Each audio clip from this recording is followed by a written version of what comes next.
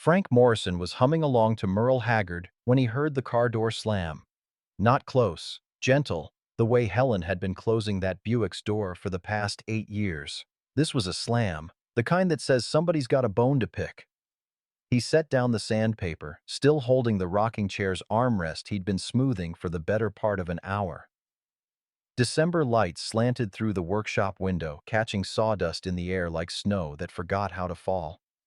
The space heater hummed in the corner, fighting against the cold seeping through the walls. 42 years of marriage teaches a man to read the signs. The slam, the early arrival, the footsteps coming across frozen ground, quick and hard. Frank wiped his hands on his jeans and waited.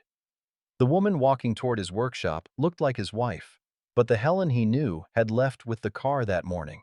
The workshop door opened without a knock. Helen stood in the doorway, backlit by winter sun, holding a manila envelope the way you'd hold a dead mouse by the tail. Her face had that look, the one Frank had seen maybe 3 times in 4 decades. Once when her father died, once when Jessica wrecked the car at 16, once when the doctor said the word biopsy. "We need to talk," she said. Frank glanced at the clock mounted above his workbench. 4:30. She wasn't supposed to be home until 6. "Sure thing. Let me just—" "Now, Frank." He followed her across the frozen yard.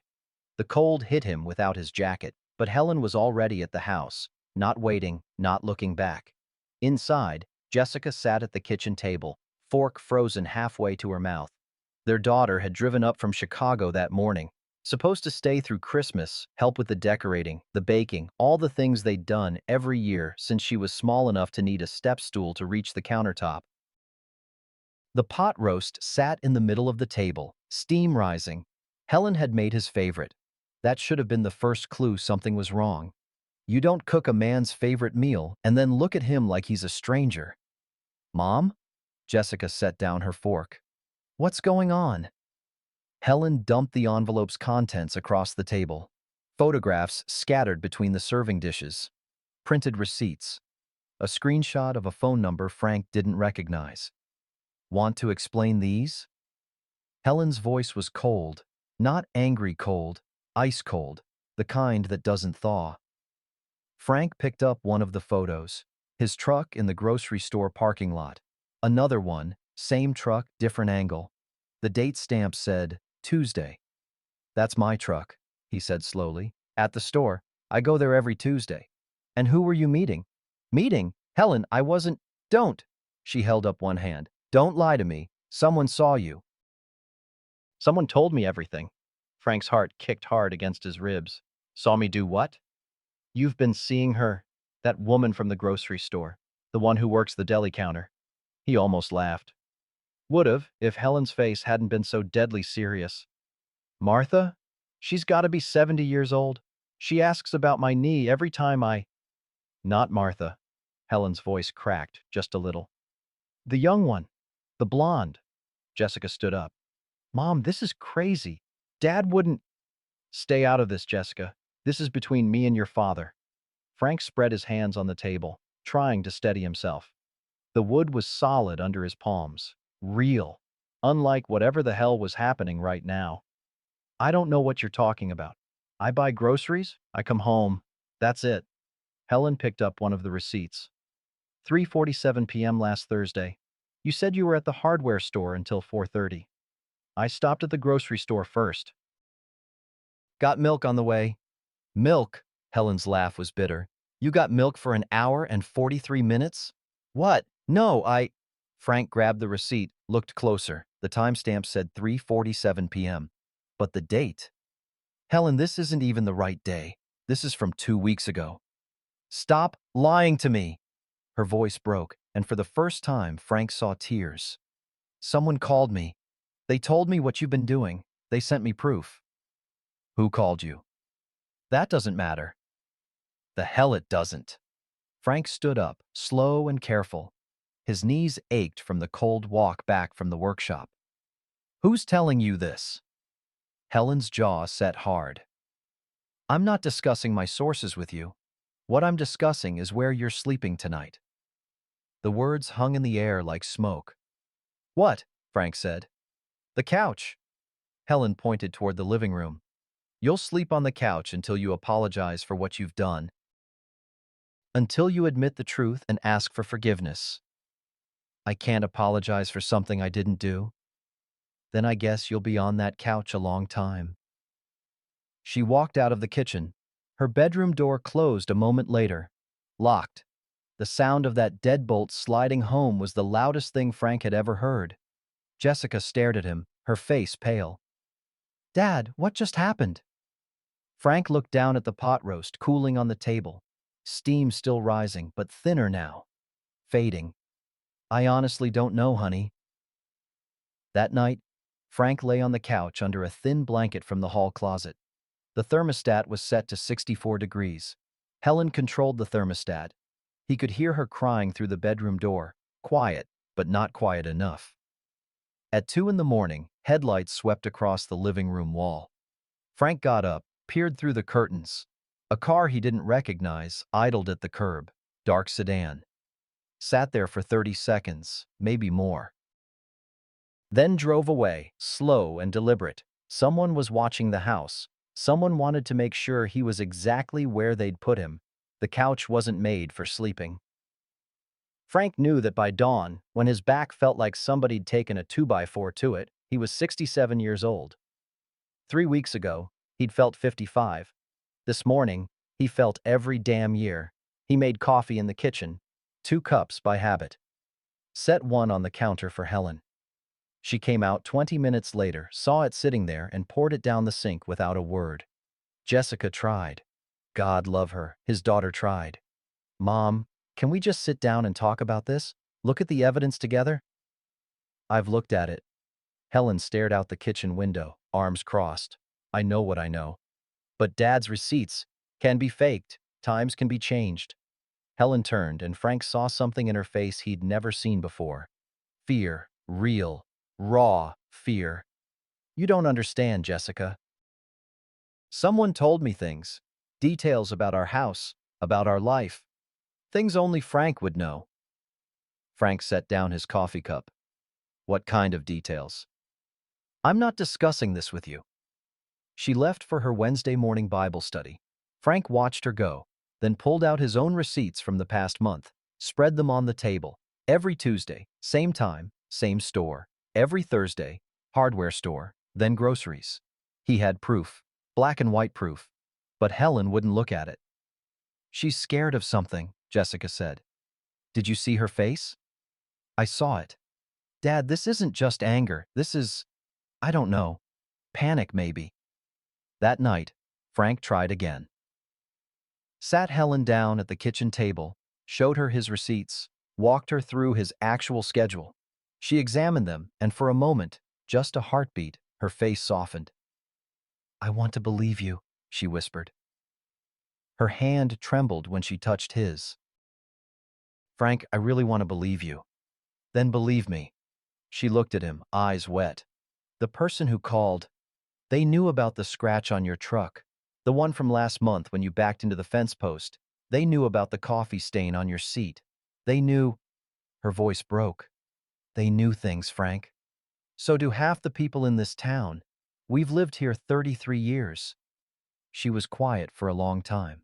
Then, come to bed tonight, please. Frank followed her to their bedroom. Lay down beside her for the first time in 2 nights. She was trembling. He could feel it through the mattress, through the space between them that felt wider than it was. He put his arm around her. Hey, it's gonna be okay. Promise? Promise. She cried herself to sleep against his shoulder. Frank stared at the ceiling, listening to her breathe, feeling her shake. This wasn't just suspicion. This was terror. Like someone had gotten inside her head and planted landmines everywhere. He fell asleep thinking maybe they'd turned a corner. The shouting woke him at 6 a.m. Get out here! Frank stumbled out of bed, grabbed his bathrobe. Helen was in the driveway, still in her nightgown, sub-zero December air turning her breath to fog. She was holding something red, a scarf. What is this? She screamed it loud enough to wake the neighborhood. Porch lights started coming on. What the hell is this? Frank jogged down the driveway, barefoot on frozen concrete. Helen, come inside, you'll freeze. I found it in your truck. She threw it at him. Under the seat. Don't you dare tell me this is mine. Frank caught the scarf. Cheap polyester, bright red, still had the fold lines from store packaging. He'd never seen it before in his life. This isn't mine. More lies! Helen's voice cracked. I let you back in my bed last night, and all along, I've never seen this before. Someone put it there. Right. Someone. Her laugh was ugly. Someone's out to get you. That's your story? Ed Kowalski's porch light came on next door. Frank saw the curtain move, Ed's face in the window. Watching. Helen, look at this thing. Frank held it up. Still has the creases. Smells like plastic. This came straight from a store. If I was cheating, would I keep brand new evidence under my seat? But she was already walking away. Go to your workshop. Stay there. I can't even look at you right now. Helen, go! Jessica appeared in the doorway, wrapped in Frank's old flannel jacket. Mom, please. Jessica, either stay out of this or get back to Chicago. Your choice. Frank gathered blankets from the hall closet, his winter coat, the space heater from the basement. He carried it all across the frozen yard to the workshop, his bare feet numb by the time he got there. Ed came over within the hour, knocked once, let himself in. Set a thermos of coffee on the workbench. This ain't right, Frank. No, it ain't. Frank poured coffee into the thermos lid, black, bitter, hot, perfect. You need anything, you let me know. Appreciate it. Ed stood there a minute longer, hands in his pockets. Korean War vet, 70 years old, wife left him back in '89. He knew something about sleeping in cold rooms and wondering what the hell happened to your life. I don't sleep much these days, Ed said finally. See things at night. Frank looked up. What kind of things? Cars that don't belong. People watching houses that ain't theirs. Ed's eyes were steady. You got any idea who'd want to hurt you this bad? Frank thought about the scarf, the fold lines, the plastic smell. Brand new, planted fresh. I'm starting to get one. Ed nodded. Good, 'cause this ain't paranoia, Frank. This is deliberate. Someone's building a case against you, piece by piece. He left the thermos and walked back across the yard. Frank watched him go, then looked at the scarf Helen had thrown at him, still sitting there on the workbench, red as a wound. Someone had been in his truck, in his property, planting evidence. And Helen believed every word they said. 2 weeks in a workshop in December will teach a man things he never wanted to learn. Like how a space heater rated for 500 square feet doesn't mean a damn thing when the temperature drops to 15 degrees and the wind finds every crack in the walls. Like how arthritis in your hands goes from annoying to crippling when you wake up at 4 a.m. and can't make a fist. Like how long the nights get when you're 67 years old and sleeping alone 50 feet from the woman you've loved since Johnson was president. Frank made it work. He was good at making things work, always had been. Morning routine, instant coffee heated on the hot plate Ed had brought over, George Jones on the radio, turned low. Stare at the unfinished rocking chair and think about the granddaughter he hadn't even met yet. Jessica was due in June. 5 months away. Might as well be forever. Ed showed up every morning at 7:30 with real coffee in a thermos. Never said much, just set it down, stood there while Frank drank, then left. Male friendship distilled to its essence. I see you, you're not alone, that's all. But Frank did his part too. Every morning at 5 a.m. before the town woke up, he shoveled Helen's driveway, cleared the walk, salted the steps, split firewood, and stacked it by the back door. She never acknowledged it, maybe didn't even know. At 3 one morning, he heard the pipes rattling in the walls. Knew that sound. Ice forming, pressure building. He let himself in through the basement door, found the problem, wrapped the pipes in heating tape before they could burst. Helen never woke up. Never knew that at 3 in the morning, while she slept warm in their bed, Frank was on his knees in the crawl space, making sure she'd have running water when she turned on the tap. Sunday came with church bells and cold sunshine. Frank sat in the back pew, used to sit 10th row, Helen beside him, Same spot for 25 years. Now Helen sat there alone, and Frank watched from the back like a stranger. The women's circle whispered. He could see them, heads together, eyes cutting his direction. Linda Morrison, Susan Fletcher, women he'd helped move furniture, whose driveways he'd plowed, whose husbands he'd helped fix cars and patch roofs. Now they whispered about him like he was trash. The passing of the peace nearly killed him. Tom Richards approached, hand extended. Frank took it. The handshake was limp, performative. Tom's eyes slid away like Frank was something shameful to look at. "Peace be with you," Tom mumbled. "And also with you," Frank said, but Tom was already moving away. Barb Henderson came up after the service. 63, husband dead 5 years, Frank had taught her son to drive when she was too nervous to do it herself. "I don't believe it," she said, loud enough for others to hear. "I've known you too long, Frank Morrison." "Appreciate that, Barb." "This is wrong, all of it." She squeezed his arm. "I told Helen so too. Some of us did." "How'd that go?" Barb's face tightened. "Her sister's always there. Can't get Helen alone to talk sense to her." Frank filed that away. Martha. Helen's sister. He hadn't thought much about her, but now that Barb mentioned it, Martha's car had been parked outside the house a lot lately. Ed had mentioned it 3-4 times a week. After church, Frank tried the diner. 12-year tradition. Saturday breakfast after running errands. Pancakes and eggs, coffee refilled 4 times, newspaper spread on the counter. The conversation stopped when he walked in. Dead silence. Then it restarted, too loud, too forced. Sally the waitress couldn't meet his eyes when she poured his coffee. 30 years he'd been tipping Sally, knew her kids' names, sent a card when her mother died. Now she looked at him like he was poison. Frank left the coffee untouched, walked out, heard a fragment of conversation as the door closed. Heard it was that Jenkins woman from the store. They were talking about Janet Jenkins. 28 years old, worked the pharmacy counter. Frank bought his blood pressure medication there once a month, said hello, asked about her kids, left. Now his name and hers were being linked in whispers. Jessica left on Monday. Had to get back to Chicago, back to work. She hugged Frank in the workshop, held on longer than usual. "I hate leaving you here." "I'm fine." "You're not fine. You're living in a freezing garage." "It's a workshop," Frank said. "And I've slept in worse." "Have you?" He thought about it. "No, but I'm managing." "Dad!" Jessica pulled back, looked him in the face. "Why won't you two just talk?" "She won't talk to me, honey.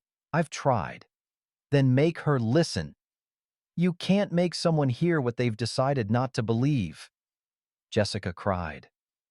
Frank held her, smoothed her hair like he did when she was small and had nightmares. Then she got in her car and drove away, and Frank was truly alone except for Ed. Pastor Glenn came by that afternoon, brought a thermos of real coffee, the good stuff from the church kitchen, not the instant crap. "I know, Frank," he said simply. "I've known you 25 years. This isn't who you are. Appreciate you saying so. Helen came to see me, for counseling." Pastor Glenn hesitated. "Martha was with her." "Martha's been around a lot." "Yes, and that concerns me." The pastor chose his words carefully.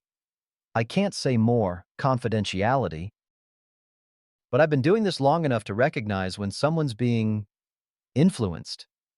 "Influenced how?" "That's all I can say.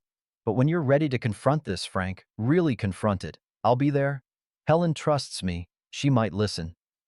After he left, Frank sat in the cold workshop and thought about Martha, Helen's sister, never married, always a little bitter about it, always comparing her life to Helen's, always with that edge in her voice when she talked about Frank. "You took her away from me." She'd said it once, years ago, at a family reunion, drunk on wine coolers and resentment. Frank had laughed it off. Maybe he shouldn't have. That night, he woke to the sound of an engine. Same car, dark sedan, idling down the street. Frank pulled on his boots, crept to the workshop door. The car sat there under the streetlight for 5 minutes, then drove away, slow and deliberate. In the morning, Frank checked his truck. Unlocked. He never locked it, small-town habit. Some of the glove box was open, contents disturbed. Someone was still building their case, and Frank was running out of time to stop them. 3 weeks, 21 days of waking up with frost on the inside of the workshop windows, 21 nights of a space heater that couldn't keep up with Indiana winter, 21 mornings of hands so stiff with arthritis that Frank couldn't grip his coffee cup without pain shooting up his wrists. He'd lost weight, could feel it in how his jeans hung loose, how his flannel shirts didn't fit right anymore. Ed noticed, brought soup along with the coffee, stood there until Frank ate it. "You're coming to my house tonight," Ed said on day 22. "I got a spare room." "Can't." "The hell you can't. You're gonna freeze to death out here." "I leave this property, I might not come back." Frank set down the soup. "Can't give her that satisfaction." "Stubborn damn fool." "Yeah, but I'm a stubborn damn fool on my own land." Ed left, shaking his head. But he came back at midnight with more blankets, a better heater. Didn't say a word, just plugged it in and left. Through the workshop window, Frank could see into Helen's kitchen. See her moving through the house like a ghost. She'd lost weight too. He could tell even from 50 feet away. She kept the lights on until 3, 4 in the morning. Neither of them was winning this. Ed mentioned it the next day. "She's suffering too, you know. Saw her crying on the porch yesterday. Thought nobody was watching." "I know." "Then why?" "Because she's got someone telling her lies every damn day, and I can't get close enough to tell her the truth." Frank's voice came out rougher than he meant it to. "Martha's over there constantly. Every time I see Helen's car leave, Martha's car is there when she gets back." Ed was quiet for a minute, then, "Heard something last night." Voices carry when it's cold and still. "What did you hear?" "Martha telling Helen she can't manage the house alone, that it's too much, that she needs to protect herself." Ed's jaw worked. "Mentioned a condo development, 2 bedrooms. Said they could live together, like old times." Frank's hands went still on the sandpaper. "She wants the house. She wants your wife's money, Frank. And your wife's scared enough to listen." Sunday came again. Church was worse this time. The women's circle had officially split. Half wouldn't speak to Helen. Half wouldn't speak to Frank. The ones in the middle just looked uncomfortable and avoided both of them. Barb Henderson brought a casserole to the workshop after the service. Tuna noodle, still warm. "This is for you," she said. "And before you ask, yes, I'm taking a side. I'm taking yours." "You don't have to do that, Barb." I tried talking to Helen again. Martha intercepted. Barb's face was tight. "That woman looked me dead in the eye and said, 'You mean who he pretended to be for 42 years?' Like she was happy about it." "She say anything else?" "Said Helen needs real family right now." The way she said it, Barb shook her head. "There's something wrong with her, Frank. Always knew she was bitter, but this is calculating." That night, Frank found out just how calculating. Helen came to the workshop door. First time in 3 weeks. She stood in the doorway, wouldn't come in, held up a piece of paper. "Found this in your jacket pocket," she said. "The one you left in the house. Hotel receipt, the Riverside Inn, 2 towns over. Dated 3 months ago." "I've never been there," Frank said immediately. "The date's on it. November 8th. You said you were helping Ed fix his water heater that day." Frank's mind raced. November 8th. He had helped Ed that day. All afternoon, 4 to 8 p.m. Ed could verify it. "Let me see that." Helen held it out, wouldn't let him take it. Frank looked closer. The paper was too white, too crisp, 3 months old, and it looked like it came off the printer yesterday. "Helen, that's fake. Look at the paper. That's not how receipts age." "Of course you'd say that." She pulled it back. "Martha said you'd have an excuse." "Martha." Frank stepped forward. "Helen, when did Martha give you that?" "She didn't give it to me. I found it. In my jacket, in the house, where Martha's been spending half her time." Helen's face went hard. "Don't you dare blame my sister for your—" "I'm not blaming her for anything I did. I'm saying she's lying to you." Frank's voice rose despite himself. "Can't you see that? Every piece of evidence shows up right after she visits. The scarf, the receipts, now this. Stop! Helen's shout cut through the cold air. Just stop. I'm tired, Frank. I'm so tired. She looked it, exhausted, aged 10 years in 3 weeks. Then let me come home. Let's talk this through without... I can't. Her voice broke. I can't trust you anymore. She walked back to the house. Frank stood in the workshop doorway, watching her go, breath fogging in the air. That night, the cold was worse, 5 degrees. The space heater couldn't keep up. Frank lay under 3 blankets and thought about leaving, just packing the truck, driving to Chicago, starting over at Jessica's place. She'd let him stay, wouldn't even question it. He looked at the unfinished rocking chair, at the wedding photo he'd brought from the house, at 42 years reduced to wood and paper and memory. If I leave, Martha wins, he said to the empty room. Helen loses everything, the house, her savings, her dignity, and I lose 42 years. George Jones played on the radio. He stopped loving her today. Frank turned it off. I'm not leaving, he said. But I can't do this alone anymore. The decision settled in his chest like a weight, or maybe like relief. He didn't know which. At 7 the next morning, Ed showed up with coffee. Frank met him at the door. I need your help, Frank said. Need to figure out who's doing this. Ed smiled, small, grim, satisfied. Been working on that already. He pulled out a small notebook. Pages covered in Ed's cramped handwriting. Dates, times, observations. Wrote down everything I've seen. When that car shows up. When Martha visits. When new evidence appears. Ed opened to a page, showed Frank the timeline. Every piece of evidence appeared within 24 hours of Martha's visits.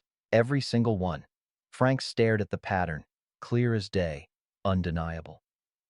You think, Martha? I think we need more than what I think. Ed's eyes were hard. We need proof. His phone buzzed. Text message from his grandson, Kyle. Doorbell camera caught something last night. You need to see this. Kyle was 16, Ed's grandson, learning to code and spent more time with computers than people. The kind of kid who installed a doorbell camera on his grandpa's porch because security, but really because he liked gadgets. Frank and Ed stood in Kyle's bedroom, watching footage on a laptop screen. This is from 2 nights ago, Kyle said. 2:47 a.m. The video was grainy, black and white, but clear enough. A figure approached Frank's truck in the driveway. Hood up, winter gear, moving with purpose. Not random, not hesitant. The figure opened the truck door. Frank never locked it. Leaned inside for maybe 30 seconds, then left. That's when Helen found the hotel receipt, Frank said quietly. Next morning. Can you see the face? Ed asked. Not clear enough, but watch. Kyle clicked forward, enhanced the image, zoomed in on the figure's hand as it reached into the truck. There, on the wrist, a bracelet. Silver links with turquoise stones. I've seen that bracelet, Ed said. Frank's stomach went cold. Where? On Martha. She always wears it, never takes it off. Kyle looked between them. Is that enough? Frank stared at the screen. At the bracelet that was distinctive enough, unique enough, damning enough. It's her, he said. It's been her all along. But Kyle was already clicking through more files. There's other footage too. Car idling down the street. Caught it 3 times over 2 weeks. Same car each time. Can't get plates, but it's a dark sedan. Older model. The car I've been seeing, Frank said. Ed pulled out his notebook, laid it on Kyle's desk. Look at this. The timeline was meticulous. Ed had written down every detail he'd noticed over 3 weeks. December 14th. Couch ultimatum. Martha visited December 12th. December 19th. Scarf planted. Martha visited December 18th. January 3rd. Hotel receipt appeared. Martha visited January 2nd. She comes over, and within 24 hours, new evidence shows up, Ed said. Every single time. Frank's phone rang. Jessica. Dad, I need to tell you something. Her voice was tight, controlled, paralegal mode. I pulled Mom's phone records. How'd you... You gave me the account password last year, remember? When you were helping her set up online bill pay. A pause. It's technically legal. Technically. What did you find? Blocked number calling mom's cell. 11 calls over 3 weeks, always between 11 p.m. and 2 a.m., when you'd be asleep. Frank's hand tightened on the phone. How long are the calls? 15 to 30 minutes each. Dad, someone's been calling mom late at night, repeatedly. The calls started 1 week before the accusations began. Can you trace it? Blocked numbers are hard, but I have a lawyer friend who owes me a favor. Give me 48 hours. After she hung up, Frank sat on Kyle's bed, trying to process the bracelet, the timeline, the late-night calls. It was all connecting, piece by piece. We're getting there, Ed said, but we need more. Pastor Glenn showed up at Ed's house that afternoon. Frank was still there, reviewing the evidence. I need to tell you something, Glenn said. I'm limited by pastoral confidence, but I'm concerned about Helen's well-being. Concerned how? Frank asked. She came for counseling. Martha insisted on being present. Glenn's face was troubled. I couldn't speak freely with Martha there, and Helen seemed afraid to talk, afraid to say what she really thought. Isolation, Ed said. Classic control tactic. I've tried to get Helen alone, Glenn continued. Martha always intercepts, always has an excuse to be there. He looked at Frank. When you're ready to confront this, really confront it, I'll be there. Helen trusts me. She might listen. Barb Henderson called an hour later. Frank, I found something. She sounded excited, angry. I did some asking around about that private investigator Helen hired. What about him? His name's Richard Dawson. Midwest Investigations, except the company doesn't exist. It's a P.O. box and a Gmail address. Frank closed his eyes. Fake. Gets better. Guess who recommended him to Helen, told her he'd helped a friend with a similar situation? Martha. Martha. And Helen paid him $2,500 for evidence that doesn't exist. After Barb hung up, Frank and Ed looked at each other. She paid to be lied to, Frank said quietly. And Martha set it up. Ed stood. Come on, we're going to that P.O. box. They drove to the next town over, found the address, a strip mall with a mailboxes, etc., parked across the street and waited.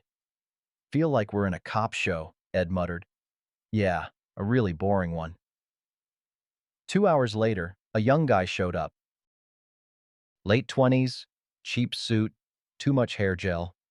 He opened the box, pulled out mail, got back in a beat-up Honda. Ed took a photo with his phone. Blurry, but good enough. They followed him to an apartment complex. Got the license plate. Kyle can run that if we need to, Ed said. We need to connect him to Martha. One thing at a time, we're getting there. That night, Jessica called back. Dad, my lawyer friend came through. She sounded breathless. The blocked calls came from a burner phone. But the phone was purchased at a Walmart. They have security footage. And the buyer is visible on camera. Female, 60s, general description matches. That's not conclusive. By itself, no. But combined with everything else? Jessica's voice hardened. Dad, we have enough to confront her. Maybe not enough to prosecute, but enough to expose what's happening. Frank was quiet for a long moment, thinking about Helen, about what this would do to her.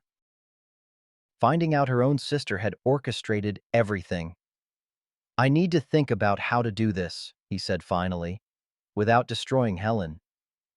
Mom's already being destroyed, Dad. We need to stop it. After he hung up, Frank sat in Ed's kitchen. Evidence spread across the table.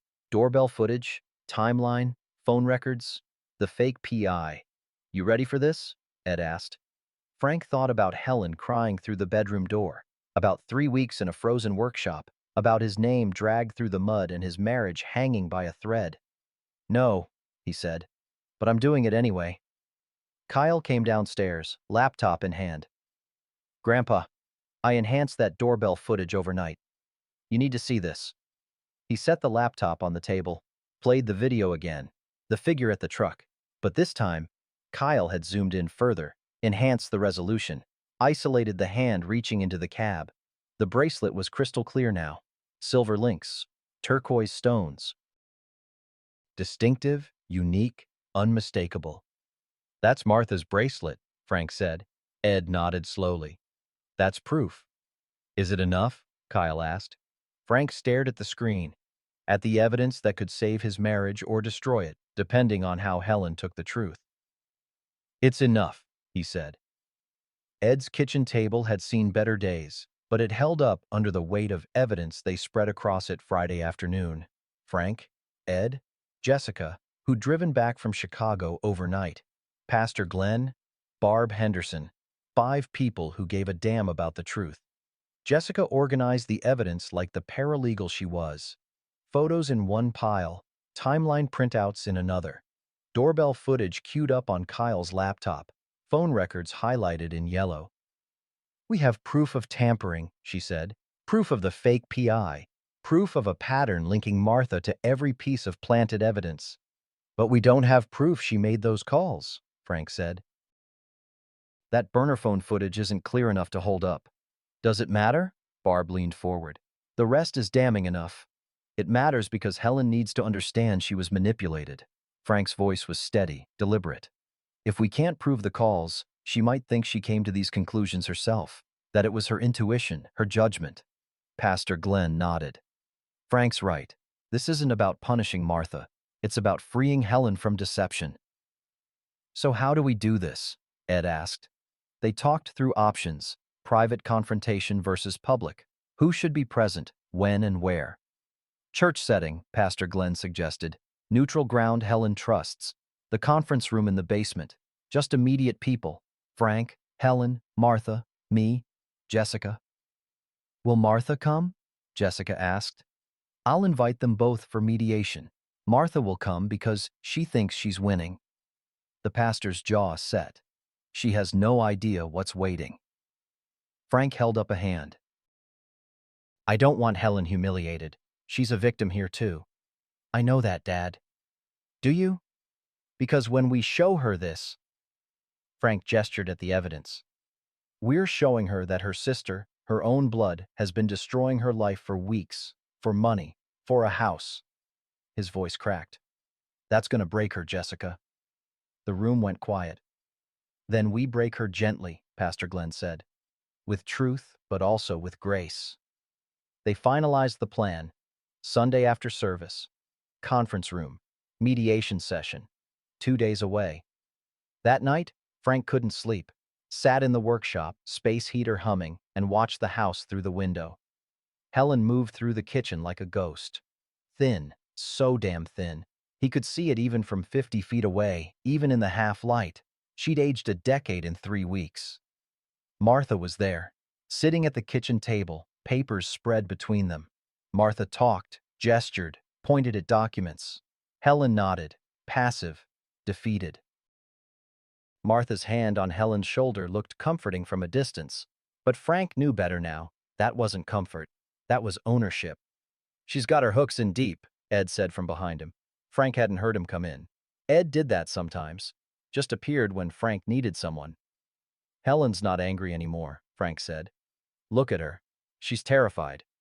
Of what? Being alone, the future, getting old without anyone. Frank's breath fogged the window. Martha's strategy changed. First, she made Helen angry at me. Now she's making Helen dependent on her. They watched in silence as Martha gathered the papers, hugged Helen, left. Helen stood in the kitchen alone for a long time after, crying. Frank's chest hurt. The next morning, Barb called. Frank, I talked to some of the women who still speak with Helen. Her voice was urgent. She's been asking about power of attorney documents, looking at senior living facilities. With Martha. Jesus. Martha's moving fast. I think she knows time is limited. Limited for what? For getting Helen to sign something. Deed transfer, will change, power of attorney. Something that gives Martha control or inheritance. Frank's blood went cold. How soon? I don't know. But the way Martha's pushing, soon. After Barb hung up, Frank called Pastor Glenn. We can't wait until Sunday. If Helen signs something, then we move it up, Glenn said immediately. I'll call them tonight. Emergency counseling session. Tomorrow morning. They'll come? Helen will. And wherever Helen goes, Martha follows. Frank spent Friday night preparing, not tactically. Ed and Jessica had that covered, emotionally. He looked at the wedding photo, at the evidence files, at the unfinished rocking chair gathering dust in the corner, wrote notes to himself on a scrap of paper. Stay calm.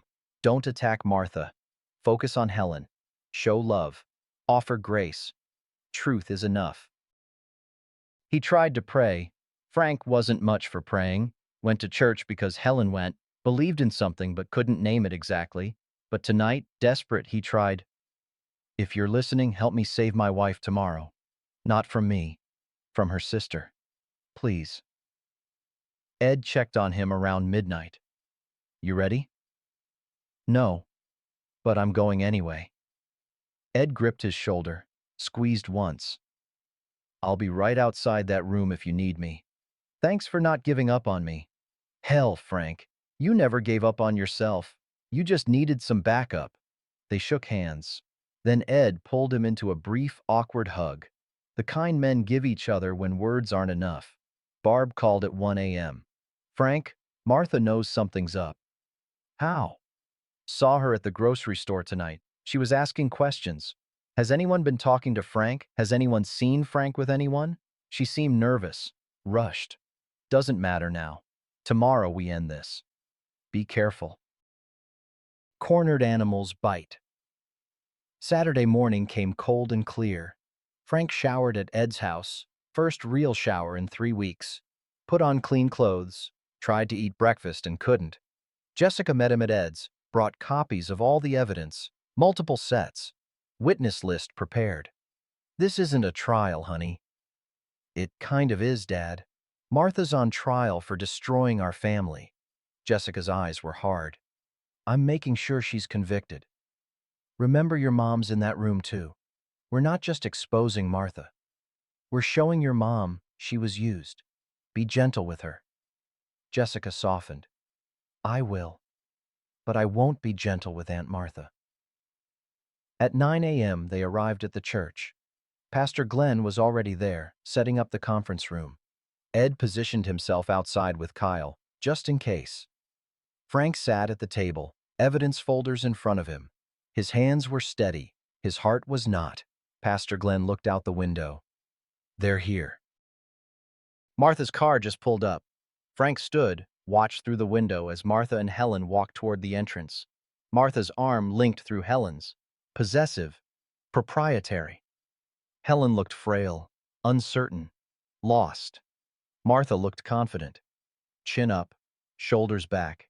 She had no idea what was about to happen. The door opened. Footsteps in the hallway. Coming closer. Frank took a breath. The door swung open. Martha walked in first, still linked arm in arm with Helen. Her eyes swept the room, Frank, Jessica, Pastor Glenn, and her spine stiffened. "What is this?" Her voice was sharp. "Pastor, you said mediation." "This is mediation," Glenn said calmly. "Between Helen and Frank. You're here because your name has come up." "My name?" Martha's laugh was brittle. "I'm just supporting my sister." Frank stood. Not fast, not aggressive, just stood and looked at Helen, not Martha. Helen. "Helen, I need you to hear some things. Please." Helen wouldn't meet his eyes. Martha's hand tightened on her arm, and Frank saw it. The control, the possession, the fear underneath Helen's downcast gaze. "Frank, I've seen the evidence." Helen's voice was barely a whisper. "No." Frank's voice was steady. "You've seen lies, and I'm going to show you where they came from." Martha interrupted. "This is ridiculous. Helen doesn't need to be subjected to—" "Martha, please." Pastor Glenn's tone was gentle but firm. "Let Frank speak." Jessica closed the door, stood near it, arms crossed, blocking. Frank moved around the table, stopped a few feet from Helen, close enough to see her exhaustion, her fear, her confusion, far enough to give her space. "I love you," he said. "I've never betrayed you, and I can prove it." Helen's eyes finally lifted, red-rimmed, hollow. "I want to believe you, Frank. I do. But Then let me show you. He gestured to the table. Please, just look. Helen sat, slowly. Martha remained standing, rigid. Jessica stepped forward, laid out the first piece of evidence, the timeline, printed, highlighted, impossible to miss. Mom, look at these dates. Jessica's finger traced down the page. The couch ultimatum happened December 14th. Aunt Martha visited you December 12th. The scarf appeared December 19th. Aunt Martha visited December 18th. The hotel receipt showed up January 3rd. Aunt Martha visited January 2nd. Helen stared at the timeline, her brow furrowed. That's, she looked up at Martha. That's just coincidence. You visit me all the time. Exactly, Martha said quickly. I visit my sister regularly. This proves nothing. Doesn't it? Frank said quietly. Every piece of evidence against me appeared within 24 hours of Martha being in our house. Every single one. He could see the wheels turning in Helen's mind. Doubt creeping in. Fear. Jessica opened the laptop. There's more, Mom. The doorbell footage played. Black and white, grainy, but clear enough. A figure at Frank's truck. 2:47 a.m., opening the door, leaning in. Helen leaned closer to the screen. Who is that? Kyle had enhanced the video. Jessica clicked forward, zoomed in on the hand reaching into the truck. The bracelet caught the streetlight. Silver links, turquoise stones. Unmistakable. Aunt Martha, Jessica said quietly. Is that your bracelet?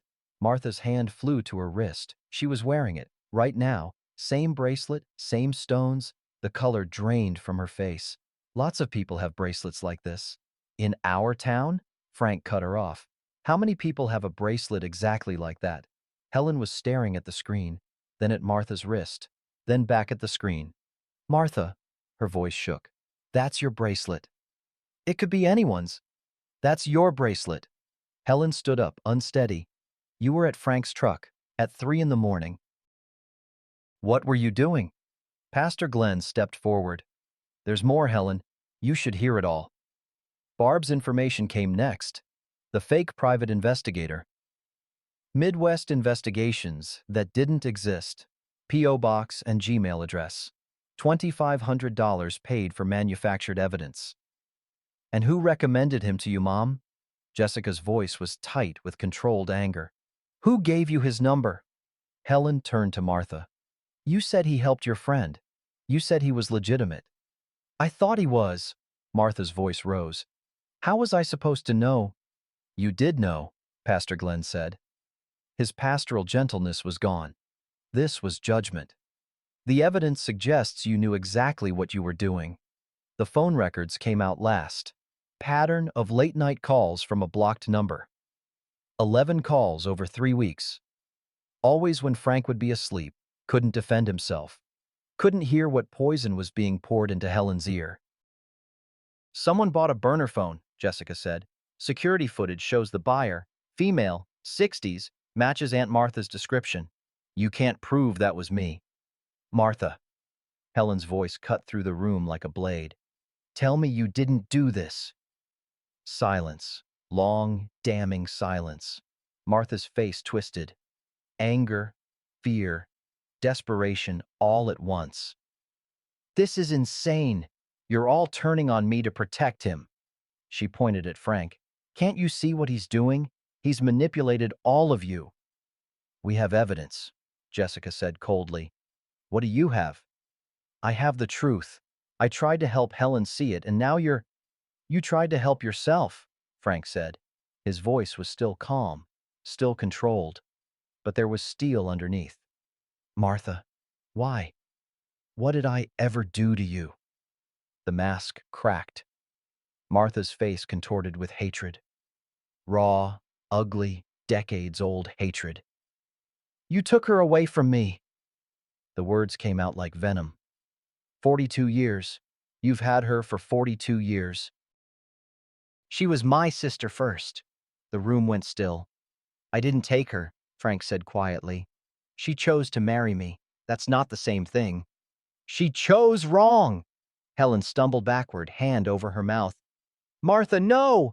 But Martha was unraveling now, years of bitterness spilling out like rot. You had everything. A husband, a house, a daughter, a good life. And what did I have? Nothing. Nobody. I took care of mom and dad while you played house with him. I stayed alone while you got old together. You had everything and you didn't even appreciate it. So you tried to destroy it, Ed said from the doorway. He'd come in at some point, silent as always. Martha whirled on him. Stay out of this, old man. Can't do that. I watched you do this. Watched you tear apart a good marriage because you couldn't stand that your sister was happy. Helen's voice came out small, broken. Did you call me? Late at night? Did you tell me those things about Frank? Martha hesitated. Fatal. That hesitation was everything. I was trying to protect you. Martha's voice cracked. You deserve better than him. He's old, he's boring, he's my husband. Helen's voice rose, stronger now, anger bleeding through the shock. And you lied to me. I didn't lie, I just helped you see. You made me believe my husband was a cheater. Helen stepped toward her sister. You made me throw him out of our home.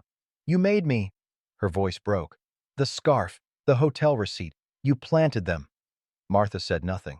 Her silence was admission. You planted evidence. Helen's hands were shaking. You broke into his truck. You hired a fake investigator. You stole $2,500 from me to manufacture lies. Each accusation came stronger. You called me late at night when I was scared and alone, and you fed me poison. Helen, please, I did this for us. You did this for you! Helen was shouting now. For my house. For my money. For control. You need me! Martha grabbed for Helen's hands. Who's going to take care of you? Frank's old, he's… Helen yanked her hands away. Frank shoveled my driveway every morning even when I wouldn't let him in the house. Her voice shook with fury and grief. Frank fixed my frozen pipes at 3 in the morning so I wouldn't wake up to disaster. Frank never stopped being my husband even when I stopped being his wife. She stepped closer to Martha, eye to eye, sisters no more. And you, Helen said, you tried to steal everything from both of us. Martha's face crumpled, not with remorse, with rage at being caught. Fine, she spat the word. You want him? You can have him, but don't come crying to me when you realize I was right. Get out, Helen said. Helen, get out! Martha grabbed her purse, her coat. At the door, she turned back. One last desperate card to play. If you choose him, you're alone. I'm your only family now. Jessica's in Chicago. Your parents are gone. I'd rather be alone than with someone who betrayed me like this. Helen's voice was ice. I'd rather have nobody than have you. Martha's face twisted with bitter satisfaction. You'll regret this, both of you. She slammed out. The sound echoed in the small room. Silence. Helen stood frozen for a moment. Then her legs gave out. She collapsed into a chair, hands over her face, sobbing. Frank moved toward her, stopped, unsure if he was welcome, unsure of anything anymore except that his wife was breaking and he couldn't fix it.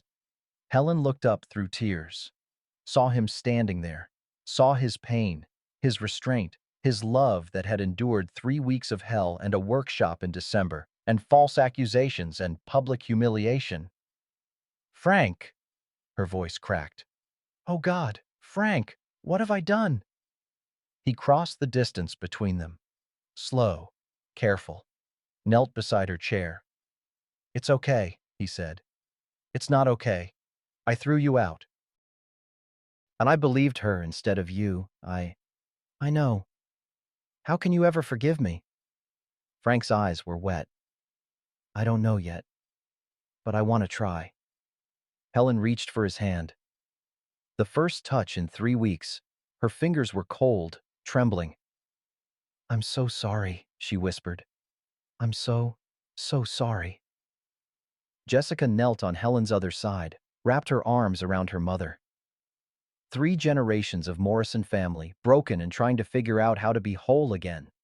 Pastor Glenn stood by the door, giving them space. Ed slipped out quietly, his job done. Outside, car doors slammed. Martha's engine roared to life. Tires squealed as she drove away. Gone. Not forgiven, not redeemed, just gone. And in the small church conference room, with evidence scattered across a table and tears on every face, a marriage tried to remember how to breathe. Helen couldn't stop crying. Pastor Glenn brought tissues. Jessica held her mother's hand. Frank stayed kneeling beside the chair, not touching except where Helen's fingers gripped his. "I'm sorry," Helen said again, for the 10th time, the 20th. "I'm so sorry." "I know." Frank's voice was rough. "I know you are. How can you even look at me? Same way I've looked at you for 42 years. You're my wife. I threw you out in the middle of winter. You could have died, but I didn't." Helen looked at him through tears. Really looked. Saw the weight he'd lost, the exhaustion, the pain that living in a workshop for 3 weeks had carved into him. "Where have you been sleeping?" "Workshop." Her face crumpled. "Oh God, in this weather?" "Wasn't leaving my property. Wasn't giving up." She touched his face. First real touch beyond holding hands. Her fingers traced the lines that hadn't been there a month ago. "I don't deserve you," she whispered. "Maybe not." Frank's smile was small, sad. "But you've got me anyway." Jessica drove them home. The silence in the car was heavy. What do you say after your family explodes? After you find out your aunt tried to steal your mother's life? At the house, Helen hesitated at the front door. "It's still your house," Frank said quietly. "It's our house." Helen's voice shook. Will you come inside?" Frank walked in for the first time in 3 weeks. Everything looked different, emptier, colder. Or maybe that was just him. Helen made coffee, ritual, routine, something normal to hold on to when nothing else was. They sat at the kitchen table with the coffee between them. Helen's hands wrapped around her mug like it was the only warm thing left in the world. "I don't know how it got this far," she said. "Martha." She knew exactly what to say. Every fear I had about getting older, about you leaving, about being alone. She used them all. Frank listened, didn't interrupt, just listened. "I was so scared, Frank. Scared you'd found someone younger, happier, better." "There's no one better than you, even when you're driving me crazy." Helen almost smiled. "I drove you to a freezing workshop for 3 weeks." "Yeah, you did." The honesty hung between them, no sugarcoating, no pretending it hadn't been hell. "Can you move back in?" Helen asked. "To the bedroom?" Frank was quiet for a moment. "Eventually, but not tonight." Helen's face fell, but she nodded. "I understand." "Guest room," Frank said. "I need time, but I'll be in the house." "Okay." Her voice was small. "That's more than I deserve." Ed brought Frank's belongings from the workshop later that afternoon. Set boxes in the guest room without comment. Found Helen in the kitchen. "Took you long enough," he said. "Ed, Save it." But his voice wasn't unkind. "Just don't do it again." He hugged Frank on the way out. "Welcome home, you stubborn bastard." The days that followed were strange. Frank in the guest room. Helen in the master bedroom. They ate meals together, moved around each other carefully, talked sometimes, other times just sat in silence that was less hostile and more uncertain. Barb brought a casserole. "For both of you, you're gonna need strength." Pastor Glenn announced to the church, without details, that Frank and Helen were reconciling, to give them privacy and grace. Some church members apologized quietly. Tom Richards pulled Frank aside after service. "I'm sorry. Should have known better." "Appreciate that, Tom." Others avoided eye contact, ashamed they'd believed the gossip. Frank's name went back on the usher schedule. A week in, Helen asked to see the workshop. Frank showed her where he'd lived. The space heater, the blankets, the radio still playing old country songs. She stood in the doorway and cried, "You could have died out here." "But I didn't." She turned to him. "Why didn't you leave? Why didn't you just give up?" Frank looked at the unfinished rocking chair. "At 42 years, reduced to cold nights and borrowed coffee, because we're worth fighting for," he said simply. Helen took his hand. "I want to help you finish that." "The rocking chair?" "All of it. The chair, the marriage, everything I broke." Her grip tightened. If you'll let me. Frank squeezed back. Yeah, okay. It wasn't forgiveness yet, wasn't healed yet, but it was a start. 3 months later, the icicles were melting. Frank sat on the porch, watching spring arrive in slow motion. Mud season, robins, the smell of earth waking up after winter sleep. Helen came out with 2 cups of coffee, set one beside him, settled into her chair. First warm day, she said. Gonna be a good year for the garden. They sat in comfortable silence. Not the hostile silence of January, the kind that comes after you've said everything hard and come out the other side. Therapy helped. Twice a week at first, now once. Frank still didn't love talking about feelings with a stranger, but he'd learned something. Silence wasn't strength. Sometimes you had to speak up even when your voice shook. Helen learned things too. About why Martha's lies found purchase. About the fears she'd carried for years, never speaking them aloud until they festered into poison. They argued sometimes now. Real arguments. Healthy ones. Got angry, said their piece, worked it out. Better than the silent resentment that nearly killed them. Jessica called in late May. She's here, Dad. Emma Grace. 7 pounds, 4 ounces. They drove to Chicago together. Helen cried, holding her granddaughter. Happy tears this time, the kind that heal instead of hurt. She needs grandparents who show her what real love looks like, Jessica said, looking between them. Not perfect love, real love. Real love sticks around when it's hard, Frank said. Helen squeezed his hand. Real love says sorry and means it. Real love forgives, Jessica said softly. You two are teaching me that. They brought the rocking chair with them. Finished now. Helen had helped with the final sanding, the varnish, the small touches that made it perfect. It sat in Emma's nursery, and Jessica rocked her daughter in it, crying and laughing at the same time. This is the most beautiful thing you've made, Dad. Your mom and I made it together, Frank said. Had to start over a couple of times, but it came out stronger. Back home, the church welcomed them fully. No more whispers, no more divided loyalties. Frank ushered. Helen sang in the choir. They sat together in the 10th row like they had for 25 years. A young couple approached them after service one Sunday. We heard you went through something difficult. Our marriage is struggling. How did you? Helen and Frank exchanged glances. We stopped hiding, Frank said. Started talking. Found people who'd help us.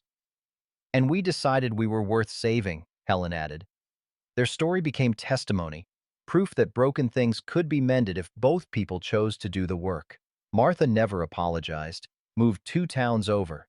Helen sent her a letter once. Forgiveness offered, but boundaries set. No response came.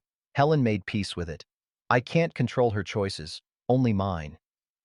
On their 43rd anniversary in June, they danced in the kitchen to the radio, an old Merle Haggard song, the same one that had been playing the day everything fell apart. I almost lost this, Helen said against his shoulder. But you didn't. Because you wouldn't let me. Because we're worth fighting for. Early September brought them back to the porch. Warm evening. Cicadas singing. Ed waving from next door. Daily ritual restored. Helen's hand in Frank's felt natural again, earned.